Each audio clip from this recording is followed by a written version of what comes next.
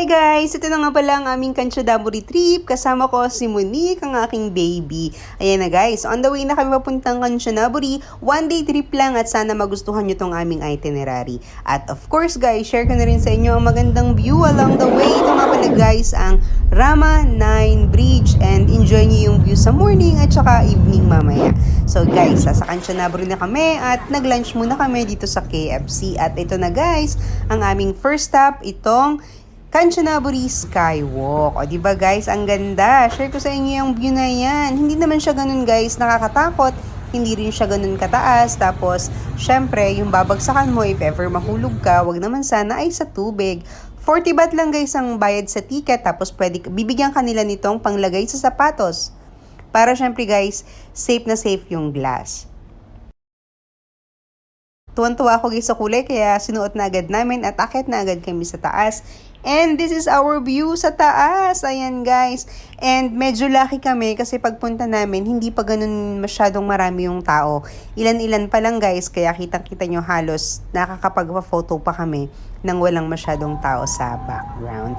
At guys, ililibot ko kayo sa view. Ano bang makikita dito sa taas habang naglalakad kayo? Sobrang kapal guys nung ginamit nilang glass dyan, kaya hindi nakakatakot. At saka talagang mahilig ako guys sa mga glass na ganyan.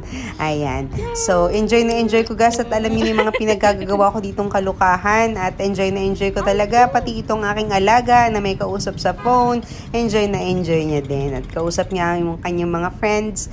At yan guys. Diba? Ayan oh. Hindi naman nakakatakot. Tuwa nga ako guys sa paglalakad dito. At guys, kita nyo naman ang kakapal at ang dami talagang railings, ang daming bakal-bakal na nagpapatibay dun sa glass bridge.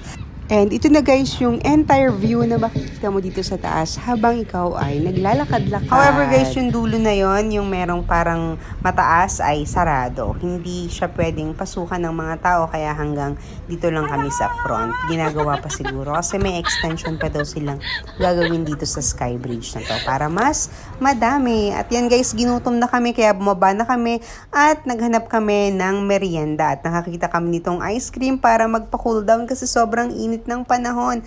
Ang sarap. Habang kumakain ako guys ng ice cream, yan, si ate ay kinakausap ko. Enjoy na enjoy ko guys tong ice cream ito kasi coconut flavor, one of my favorite flavor pagka dirty ice cream yung aking kinakain. Ang sarap-sarap niya guys. Tamang-tama sa mainit na panahon. Yan guys, punta na tayo sa next destination. But before that, pakita ko muna sa inyo guys yung number 1 product ng Kanchanaburi at yun yung mga stones. Yan guys. Yan, di ba ang gaganda? Yung mga birthstones guys, yung mga quality stones na mga sapphire, mga amethyst, yung mga ganung klaseng stone guys. Yan, dito sa Kanchanaburi guys, napakadaming ganun kasi dito talaga nila iminamine. Di ba ang sarap mamili, ang sarap sa mata, kaya yan guys. Malapit lang yan guys dito sa River Kwai actually. So, malapit lang, katabi lang guys siya ng River Kwai. Paglabas nyo guys, makikita nyo na agad itong River Kwai na to. Ito nga pala guys, River Kwai ay napaka-historical. Historical siya, malaki ang kinalaman nito guys sa history ng Thailand. Kaya guys, naging tourist attraction na rin siya. At syempre, minsan lang tayo magpunta dito kaya enjoy natin yung view. Lakad-lakad tayo dito sa riles ng tren. Actually guys, itong bridge na to guys ay dinadaanan ng tren. Opo, yes po, opo. Actually, itong River Kwai na to kaya din siya sumikat kasi naging part siya ng movie. Basta guys, nasa movie ito. International Hollywood movie. Yan.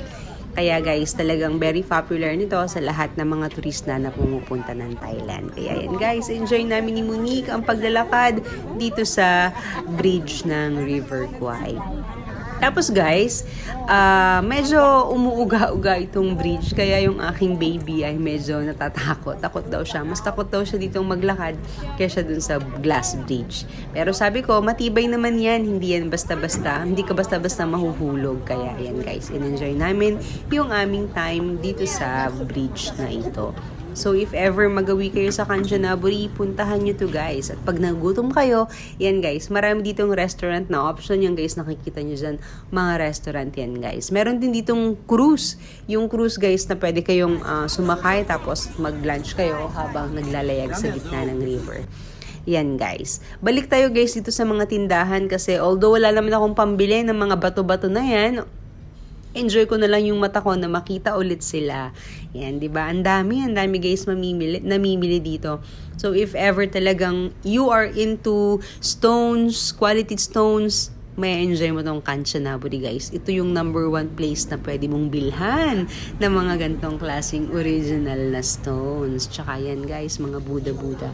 And of course, coffee hopping na tayo guys. So, dito tayo guys sa W Story. Ito yung aming first coffee shop na pinuntahan para mag-chill-chill. Ayan guys, ang aming drinks. Dito kami nagpalamig, nag-enjoy kami dito, kumain kami dito. And guys, after this, next na cafe na guys. At watch my reels kasi alam niyo na kung anong nangyari dito guys. Dito sa adventure namin, dito sa second coffee shop namin. Diba guys, ang ganda-ganda pero basta guys, naikwento ko na kung anong nangyari dito. And yan guys, I hope na-enjoy nyo yung aming one-day tour dito sa Kanchanaburi. Yan yung mga places na pinuntahan namin. Super worth it puntahan. Super ganda. Nag-enjoy kami.